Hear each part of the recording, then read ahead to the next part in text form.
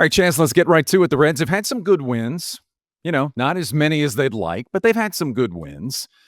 What they haven't had this season, what they haven't had are very many moments, especially not those late game moments. What we affectionately labeled the Rally Reds the last couple of years, we haven't seen those guys yet. I mean, we haven't seen them at all.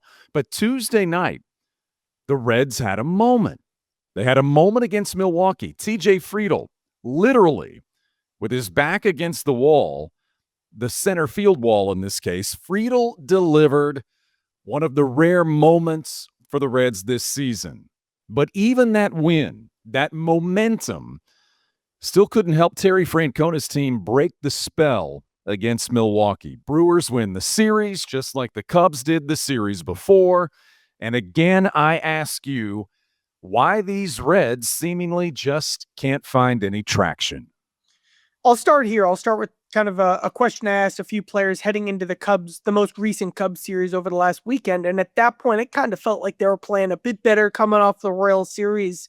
And something that was stressed, especially by Emilio Pagan, was like, yeah, we've had those stretches, but nothing has sustained, nothing has clicked from a pure results over an extended period of time. And so he was kind of like, we're done talking about saying that, we're gelling, we're clicking, we're moving in the right direction, because we've seen how fickle that is. And we've all seen how fickle that's continued to be with the dichotomy of Tuesday's high to Wednesday's low. And that's kind of what this season's been. Why have they struggled late in games? Well, you look at how the Brewers just had not the edge, had the gulf in the cat and mouse game from a tactical perspective on Monday in particular. You look at the fact at how the Reds have struggled against bullpens, and there's probably a preparation standpoint there, and the answers that Reds hitters are giving themselves heading up to the plate against some of those tough late game matchups. And then the Brewers are a part of this as well, a team that just continues to play cleaner, crisper baseball in a way that counteracts whatever the Reds are trying to do. Haven't been swept in a series yet. Not at all this season, but also haven't been able to take advantage of some of those good opportunities to win them as the calendar has now flipped to the month of June. Welcome into Power Stacks, proud members of the Growler Podcast Network. Coming up on the show this week, Chaz, they say practice makes perfect. Even if it seems rather unconventional, we have proof positive of that at Great American Ballpark this week. Also, few people tell a story as well as Wade Miley tells a story. He's back with the Reds. We'll let him tell part of the latest chapter, one he hopes is the comeback portion of the story for his career. And the buzz about Chase Burns. What is it? What might his future and his immediate future hold? We'll have that story on the way as well. But first, the leadoff spot. And my post-game partner, Sam LeCure, turned his back. When Jake Bauers hit that ball off Emilio Pagan on Tuesday night at Great American Ballpark, Sam turned his back, bowed his head, and didn't turn back around until the crowd erupted. And when I asked him about it after that, he said, I gave up way too many of those. I knew exactly where that ball was headed. I didn't know TJ Friedl would bring it back.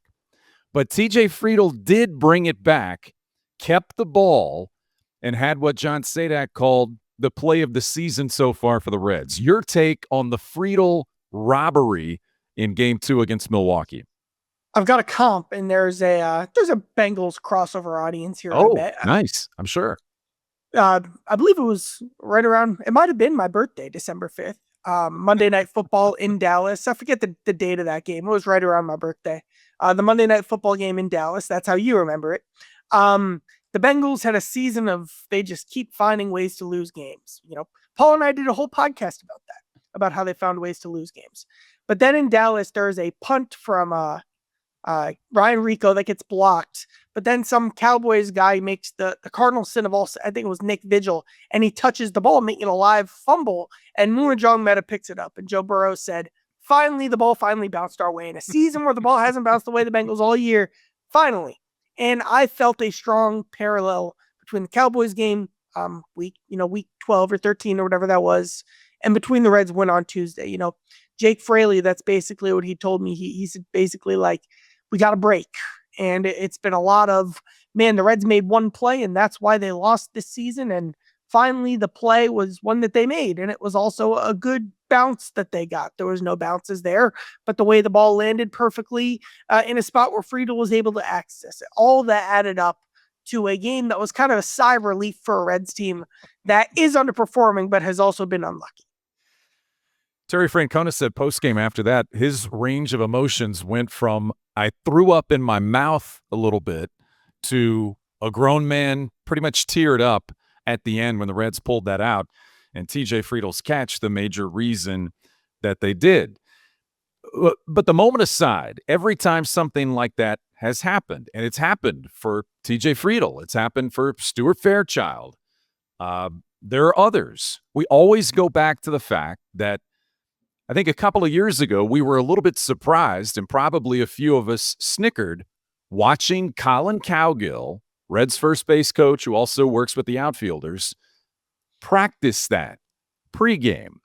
It looks like fun, and it is fun based on what they tell us. It's good for them to do that, where he shoots balls from the pitching machine into the outfield, and they practice catching balls at the wall at Great American Ballpark, bringing home runs back. It's something we all did as a kid, right? That's why it's fun.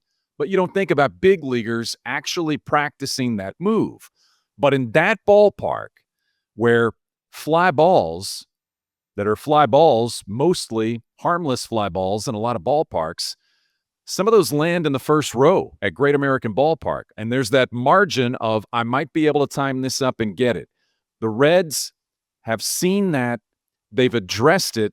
And now they've taken advantage of it to the tune, the last few years, of making a few of those home run-saving catches. So after Friedl's catch on Tuesday, I went to Collin Cowgill just to ask him about practice. Really? You practice this, and then it pays off. Here's CC. Practice hard plays, so when the game comes, like at least you've done it a couple of times, and there's a awareness when you get around the wall. Like TJ knows how many steps it takes before he has to jump, and but if you don't practice it and you don't get those reps, I just don't think that you're going to be that comfortable making that play, and we joked about it after the game last night, the drill work may look like eyewash, but then it shows up in the game and it gets rewarded for it. But it's like anything else, infielders practice backhand plays and spin throws and jump throws, because the one time in the game when it happens, you've practiced it. Basketball players take tough shots, Steph Curry shoots half court, because that comes to happen sometimes in the game. So I just think if we don't practice it and we miss an opportunity, then shame on us. We've seen you do it here for as long as you've been here, I think. But when did that come onto your radar, either as a player or a coach? Yeah, I always loved doing it in the outfield, just kind of as a break from the norm, because in the outfield, it's especially in spring training and stuff, it's just constant. You're just running constantly. You're chasing fly balls, and you're doing communication drills and grounders and throwing. And sometimes it's nice to break up the monotony with some small, intentional work. So I've done it a few times as a player. When I was managing in Little Rock, our outfield guy, his name was Jeff Jimenez, would do it a bunch. Yeah. He called wall grabs. And so I always thought it was great. They'd do it a couple times a week or a couple times a month. Yeah. And sometimes it would show up in the game, just people's, when you get around the wall, you get a little gun shy, that thing starts to creep in on you a little bit. So if you have some awareness out there, at least you can either go up and make a play or play it back, right? So it gets a little dicey around there. So if you haven't had those reps, we just don't have the confidence. I think when we practice it, we just give them a little bit of confidence. Yeah. TJ went right to you last night, didn't he? When he was coming off the field. Yeah. What'd you guys say? No, it's just when it happened last year too. I think the day we did it, I think he robbed a homer that same night. So it's just become one of those things. We talk outfield so often, me and him, and he's our captain of our outfield anyway. He's moving guys, and he's kind of who I communicate with to communicate with the other guys. So. He's a leader out there, so right. It's just, and when things like that happen and we practice it, it's just it's a fun moment. I love it. But you have to address things like that. Practice, yeah, it shows up. It might get you an out in a season, or it might save a game the way it potentially did against the Brewers on Tuesday night. But it's fun to watch. I can see how it would break the monotony. And it's, so far, I think, one of TJ Friedl's favorite moments of his career so far. What I love is that TJ Friedl, just by definition of who he is, will fly under the radar. this was a TJ Friedl moment, and it was the highlight was shown. It's something that probably went viral on social media. Like people who don't watch the Reds will remember this about TJ Friedl and make the awareness around Friedl as big as it should be. I always go back to this. Like in 2023, a Reds coach told me, "I don't understand how we don't fill this park up every night just with people who want to watch TJ Friedl." And that's the kind of guy he is. And he's playing at that level too. I mean, he's playing at an all-star level, and the way that he plays, he backs it up consistently. So I was really most happy that TJ kind of got the shine. Because of the nature of his game, he's more of a chaos muck type player. So to get the shine was pretty cool. Hunter Green took a shot at him and said, even at his size, he didn't mean for it to be a shot, but Hunter Green's 6'4", TJ Friedl's probably 5'10". Even at his size, he got up and took that ball away. But you're right, he's top 2, top 5 in pretty much most offensive categories by which you would measure your leadoff guy. He's been one of the consistent factors for this team. TJ Friedl all season long. So I'm with you. It was good that the moment that it was TJ Friedl's moment. Now let's get inside Charlie's notebook. And on Wednesday morning, bright and early, according to Terry Francona, 8:30-ish, he said, for a day game, obviously, but full uniform, is Wade Miley at Great American Ballpark. He's back, and this was a little bit of a saga going back to potentially career-ending injury that he had to some decisions he had to make that actually landed him back with the Reds. Why don't you pick it up there? Well, let me start here. Wade didn't pitch well on Wednesday. He's shaking off some rust. The rehab assignment had its ups and downs as well. He's the best option for the Reds rotation right now. And all right, we'll get to Chase Burns in a minute. But the Reds feel very comfortable having Wade in the organization after, the tough blow of losing Hunter Green. But having Wade here in the first place, like you said, has a nice story behind it. He actually tore his UCL pitching against the Reds, facing Spencer Steer last season at Great American Ballpark. He didn't know it at the time, and he tried to keep pitching. He tried to kind of get through it, and then eventually he found out you got to shut it down. I believe that was in late April. And at that point, it was a real conversation. Am I even going to get this surgery and attempt to keep playing? He did. Then in the offseason, do I even sign with anyone? Where do I even want to be, if anywhere? We'll hear from Wade on that. So let's get to Wade Miley talking about what the last year has been like and how he got to this moment with the Reds. I didn't get an MRI on Pittsburgh. I was trying to continue pitching. So I made a start in San Diego. Still okay. I got hit in the kneecap. Machado did a comeback off my kneecap. The following, I was trying to make my next start. And I think we were going to maybe take a break after that. If I could have got through that next one, I was going to IL and try to hit, figure it out. And I couldn't. So that's when we got the MRI, and that's when it revealed. It wasn't good. Did you know right away you wanted to get Tommy John and keep going? And No, I didn't know. There's a lot of uncertainty. I think once I sat down with Dr. Trimchek, and he instilled a lot of confidence in me that I could make it back from this at this age. And so he's a big part of, helping me make that decision. Just how confident he was that, hey, we'll clean this thing up and, who knows? So that's kind of when I decided I'll have the surgery now and I'll make the decision if I want to play down the road rather than have to make a decision on my career in a 3-day period. So I went ahead and did it. I think I saw a quote from last year. You were like, you didn't realize how hard the rehab would be. I mean, there's no downtime. It's freaking 5 days a week, 6 days a week. It's just, gosh dang, that part of it. The work you put in, different really than anything else. Just a lot more shoulder work. How big was it to be with an organization you trusted, you knew? I'm sure regionally was part of it as well, but was the trust factor big when you looked at where you wanted to go this year? Yeah, a big part of it. And I mean, I've had a relationship with Nick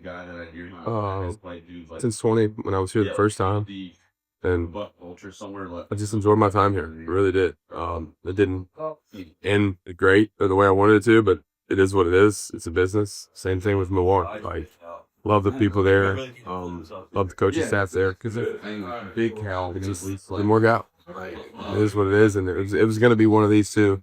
unless some team just knocked my socks off, which we didn't feel like was going to happen. So, yeah. I think I'm right. There's been like an every other year with thing you, right? Where every other year you just like take off. I'm supposed to be good this year, Yeah. but I'm hurt, so I don't know. We'll see.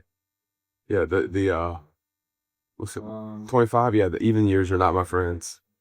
I think my last good even year was like 2018. So there's a little bit of levity to cap it off with Wade Miley, but I'll say it again.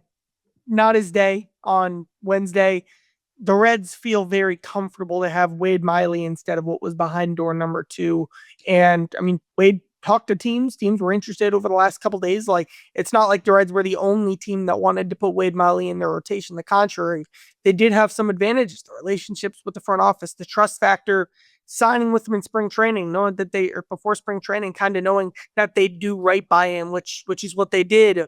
A lot of that added up, put it together, is why Wade's a Red right now. I like what Miley said when he showed up at the ballpark. He said, look, I knew the situation here. I knew the rotation is really good. It's in good shape. I didn't want to mess that up by demanding that I be in the rotation if I'm going to join this team. Sounds like he was going to maybe land here regardless, even before the injury to Hunter Green. But he was honest. He said, look, my stuff's not great. I still think I can pitch, but my stuff's not great. But he's missed a year, and he hasn't dealt with this before. So, yeah, one time out of the bullpen against the Brewers on a Wednesday afternoon, that's not going to tell the story. But at the end of the day, Terry Francona said, and the Reds believe, that if you're going to look for an option, as you said, you're going to go with someone that you know, someone that you trust, someone that has a track record, credentials, the old back of the baseball card stuff. That's Wade Miley. That's going to go farther than rolling the dice on an unknown when you need pitching depth, which right now they didn't have much of, and so that's why Miley is here. I guess Chase Petty, most guys will know, but I always say, like, name a pitcher in AAA right now. And all right, there's Petty, who struggled and has work to do. And then, I mean, I know these guys, Aaron Wilkinson and Drew Parrish is there, and Randy Wynn and Sam Benshooter. I mean, these were the rotation options for the Reds are at. This would have been, Rhett Lauder's spot, but Lauder is now not even moved around comfortably yet. So again, Wade Miley, I think, or I'm pretty sure, is viewed as a major league starter right now around the league. And to be able to bring that guy in midseason, the Reds will certainly take it. Rhett Lauder's out. Carson Spires is down. That represented some quality depth potentially for the rotation. Out of the picture right now, unfortunately. So Wade Miley, it sounds like, may have the opportunity to start on Monday against the Guardians in Cleveland, which you know what he did when you envision in your mind there was a no-hitter in that ballpark against that team when he pitched for the Reds a few years back. So we'll see where it goes. Can I tell you real quick my joke about that no-hitter? And I believe I remember this right. There were like 7 third basemen in the starting lineup that day. If I remember correctly, it was Moustakas at first, the third baseman. Senzel, I believe, was at second. That's like a sneaky one who was in the lineup that day. A third baseman. Cal Farmer, a third baseman at shortstop. Gino at third base. I'm wrong, because Senzel was in center. He might have been at second. He might have moved around in that game, but he was the third baseman. Nick Castellanos was a third baseman. The Reds were a team of third basemen in 2021, and I remember that in particular, looking back at that no-hitter night. Chaz, let's break quickly and say this. This thing is taken off. It feels good. It feels like there's a little bit of a Power Stacks community. We see the comments. We see the social media posts. We appreciate those. We've said before, give us feedback. We'll listen to the feedback. Tell a friend is something we like to say. Share that. And we'd like to add to that now that please continue sharing and telling a friend. And if that friend happens to have a business that would like to partner with us, if one of our faithful Power Stacks listeners or viewers right now has a business that would like to be part of this community and partner with us, we have a way to make that happen. It's really simple. Just reach out to us. The email address is powerstackspod@gmail.com. powerstackspod@gmail.com. This could be sponsor a segment, sponsor the show. Let's get creative. Let's come up with a segment tailored to something that you like or your business represents. We just want to say we can do that, and we'd love to have as many people as possible along for the ride. I'm going to even take this second to say, don't just tell your friends. Tell that random person at the office. I'm sure they might be looking for an interesting Reds podcast. Do the people at your gym know about Power Stacks? I don't know. I'm just, but to your point, community, I hope, continues to be a very big part of what we do. All right, one more time, powerstackspod@gmail. You can also use that just to drop us a line. If you just got something you want to get off your chest, something you want to say, but the community is growing. We're appreciative, and we'd like to get as many people on board as possible. Moving on right now to something we already touched on, the unfortunate recurrence of Hunter Green and the troublesome groin injury. That's kind of how we're going to label it. Terry Francona said some things after the diagnosis, after he left the game after 5 innings on Tuesday night, and said, look, this has happened twice now. It kind of looks and feels like the same thing. It happens twice. He's rehabbed it once. We need to look more deeply into it to try to make sure he gets right. Hunter Green is frustrated with this, Chaz. What you read? I have a further update in my other notebook, which is in my backpack. Take your time. Before I get the medical term. Take your time. time. The update on Hunter was that the MRI showed there was nothing new. Okay. Clearly, that means that symptoms are still a part of this conversation. And Hunter Green felt better, but then popped up again, and the recurring nature of this made it even more notable than it was the first time. So you hope this is nothing like, for example, the time Hunter missed in 2023, where I believe he missed multiple months, but that was hip stiffness. And what ended up happening was he went out, and again, no one hopes this happens. In 23, he went out to Arizona to do a specific tailor-made program, which was hyper detailed. He had to do some sort of plank combination thing for 7 minutes because that was a sign, something bug. It was a something bug was the name of it, because that was a sign that his core stability was in a spot where he wouldn't overcompensate for his hip. With Francona mentioning as well that he kind of he used the word back. I mean, maybe the back and the groin were connected, like strengthening that area and developing a program to strengthen that area. I would expect that will be the focus now going forward. How long that takes, sports science, the biomechanics, pitching, all those heads will combine with Green and figure that plan out. But I bet that's what the next step looks like. I think it was dead bug, wasn't it? Dead bug. That's a great deep cut there, Brian. I just think that's what it was. While you were talking, I was thinking, and I think that's what it was. So yeah, this is for a Reds team right now trying to find its way. The word I used earlier, trying to find traction. He's your ace. He's one of the 2 or 3 people you depend on to maybe swing a game, maybe generate momentum, maybe steal a win somewhere. Maybe the Reds only score 1 or 2, which they've done a lot of, but he pitches well enough that 1 or 2 is good enough to win. That's been removed from the rotation, at least for now. We don't know if it will be filled exclusively by Wade Miley or some combination of Wade Miley and other players. But this is another blow that the Reds are going to have to deal with and overcome right now. It's a blow. The Reds are playing without Hunter Green and Austin Hayes. I think you saw that show up. You've seen that show up tangibly in some of the results recently. And you saw Hunter carry the Reds to win this season. You've seen Austin, 1, change the way teams pitch to Elly de la Cruz and set up opportunities, and 2, kind of grind you through games where you're struggling, and 3, kind of back to Elly, but having that right-handed threat in that part of the lineup changes the cat and mouse game or punishes teams when they try to play the cat and mouse game a certain way. And the Reds don't have that on the hitting side. Behind Elly, they don't have that on the hitting side. In Hunter, I didn't say this to lead the podcast, but I'm starting to get concerned about the 2025 Reds living up to tech. I'm reaching that point where I'm much less sure that, or another way to put it, a much higher chance they'll be sellers at the deadline.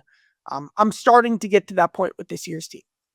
You have to be. Fewer than 100 games left right now. You have 3 teams ahead of you in the division, and the top of the division, it's not close. They're closer to Pittsburgh than they are to second place right now. So you have to be. Doesn't mean it can't turn, but I think this was the series, coming back from Chicago, that you started to feel and sense some of the obvious frustration when you're not winning as much as you want to win. There's obvious frustration, but there are some things there now that I think feel a little bit differently, as you said, than they did before. Deeper into the notebook, and I'm surprised you were even able to wait this long to get to this point, because let's talk about the lineup.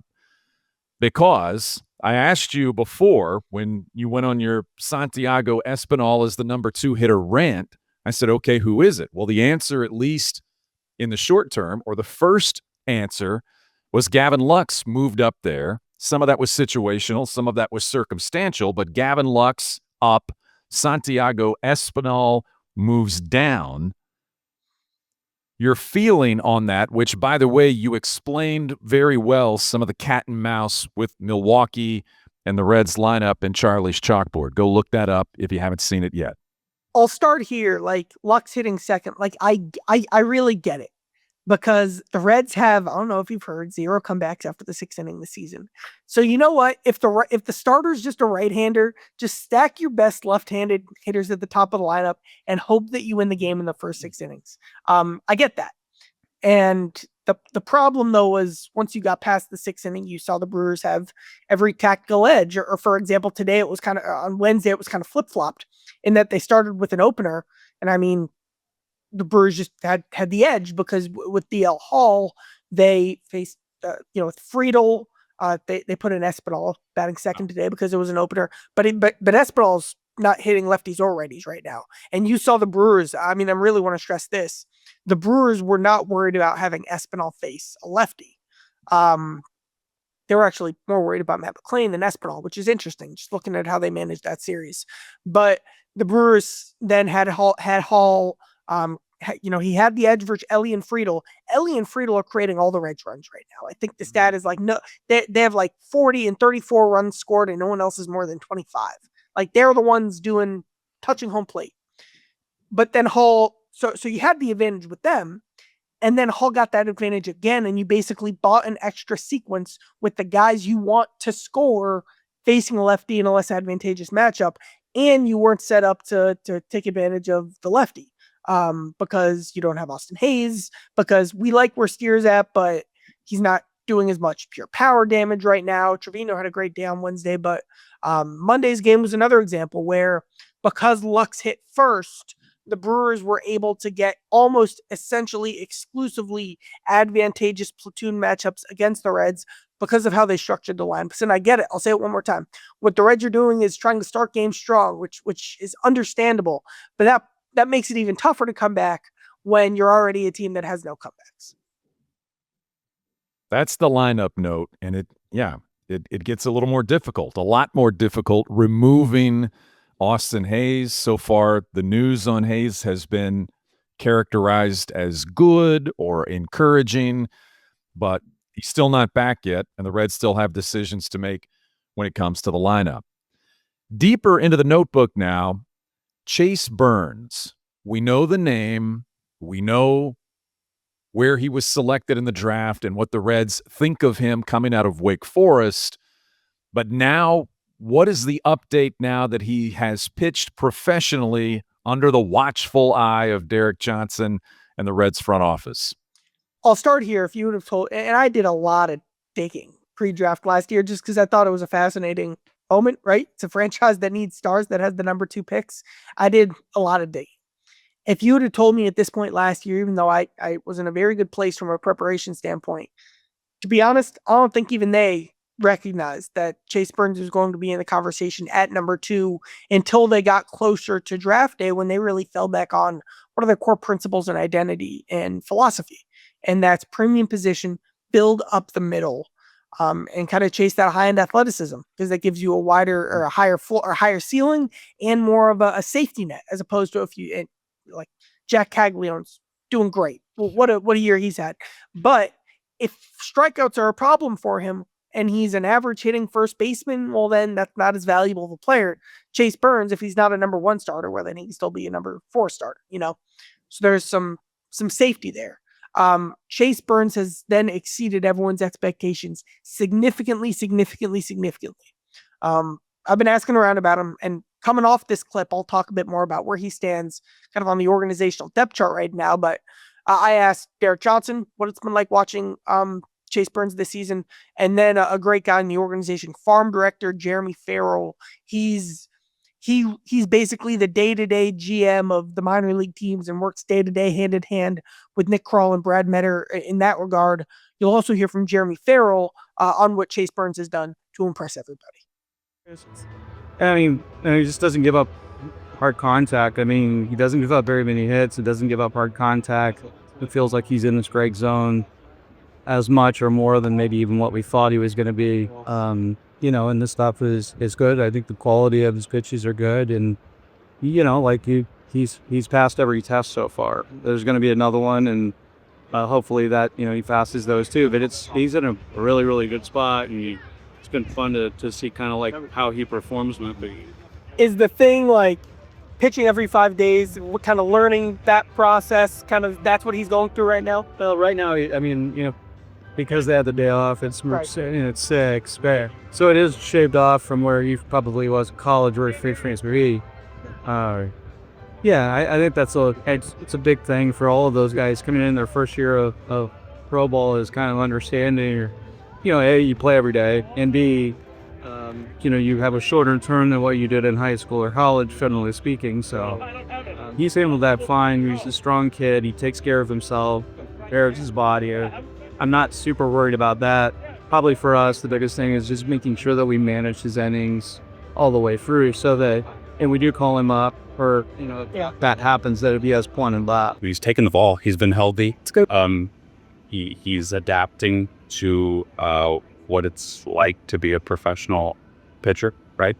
And he's having success along the way. So he's gonna make another start this week, and he's got some specific things, whether it's routine or how he's attacking hitters during the game.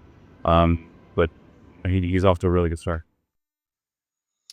The big thing is probably one, just like, I think Jeremy even said this, like in professional baseball, you play every day. So showing up to the park every day, what do you do at the park every day?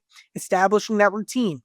Derek Johnson pointed out that he's still just pitching every 6 days. He hasn't even gone through on a 5-day schedule consistently like the Reds do at the big league level.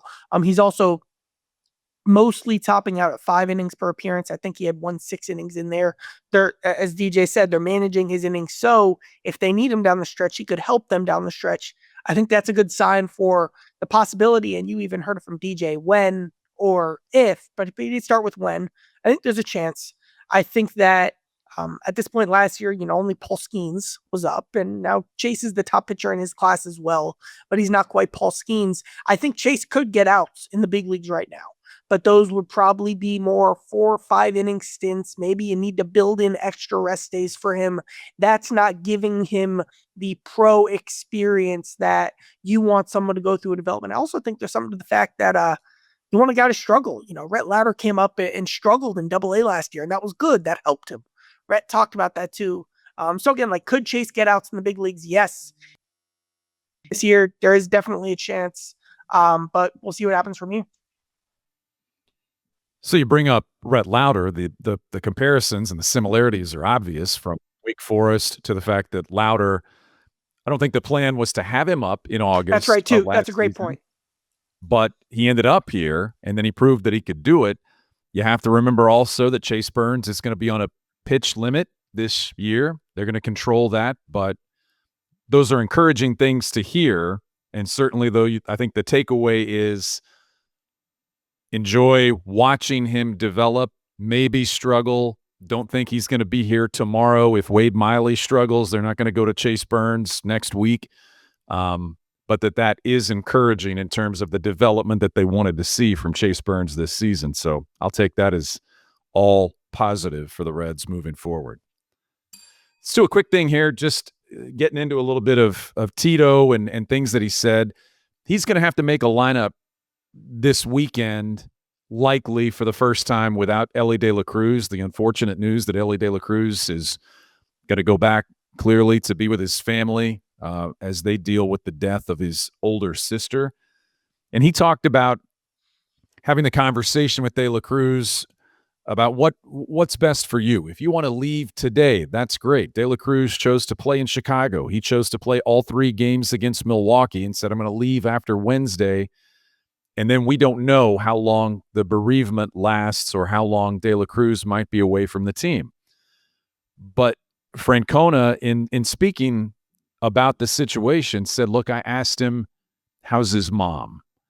And he said, that's been the toughest thing. De La Cruz said that's been the toughest thing, is talking to his mom about this and what's best to do. But she supported him playing in the Milwaukee series and then returning to be with his family after that. And so you have to remind yourself, managers and organizations, at the end of the day, you deal with humans, you deal with emotions. Wade Miley complimented Nick Krall, Brad Metter, everyone with the organization on how they handled his comeback and the things that he was concerned about and the things that he was looking for. I think we saw that again, certainly in how Terry Francona, the front office, and his teammates dealt with what was no doubt an emotional time for Elly De La Cruz to continue to play 4 baseball games following the news that he got from back home.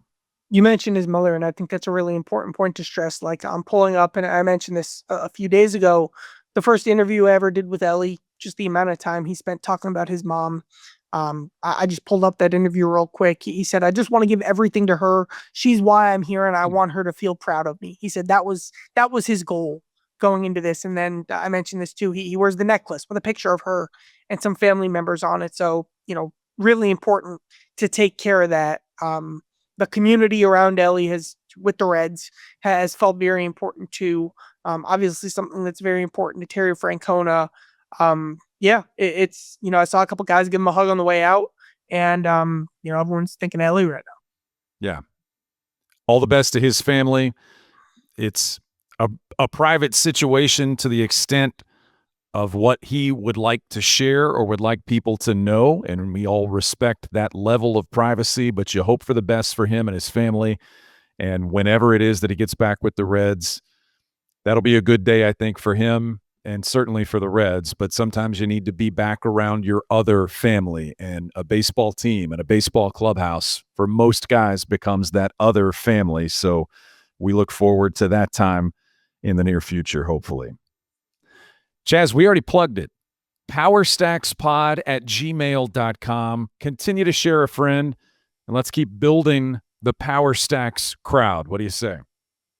Power Stacks crowd. I'm trying to think, like, would that be some sort of boat metaphor?